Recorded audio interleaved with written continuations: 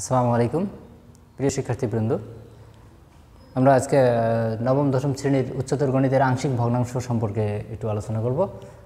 আংশিক ভগ্নাংশ হচ্ছে যে কোনো একটি ভগ্নাংশকে যখন দুই বা ততোধিক ভগ্নাংশের যোগফল আকারে প্রকাশ করা যায় তখন সেই শেষোক্ত ভগ্নাংশগুলোকে প্রথমোক্ত ভগ্নাংশের আংশিক ভগ্নাংশ বলা হয়। যেমন আমি লিখতেছি যে a plus B by X minus Y, এটা একটি ভগ্নাংশ। তাহলে এটার আংশিক ভগ্নাংশ কী হতে পারে? যদি এই ভগ্নাংশটিকে আমরা দুই বা ততোধিক ভগ্নাংশের যোগফল আকারে প্রকাশ করতে পারি তাহলে সেই শেষোক্ত ভগ্নাংশগুলোকে এই ভগ্নাংশটির আংশিক ভগ্নাংশ বলা হবে। যেমন এটাকে লেখা যায় a by X minus Y plus B by X minus Y.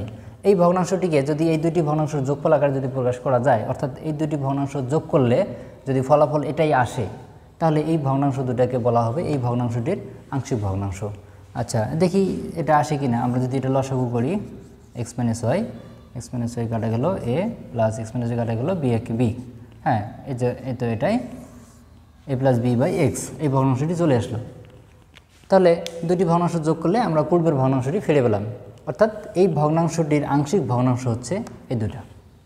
তাহলে আমি সংখ্যাটা আবার বলতেছি যে কোনো একটি ভগ্নাংশকে দুই বা ততোধিক ভগ্নাংশের যোগফল আকারে প্রকাশ করা গেলে ওই শেষোক্ত ভগ্নাংশগুলোকে প্রথমোক্ত ভগ্নাংশের বা প্রদত্ত ভগ্নাংশটির আংশিক ভগ্নাংশ বলা হয়। ধন্যবাদ।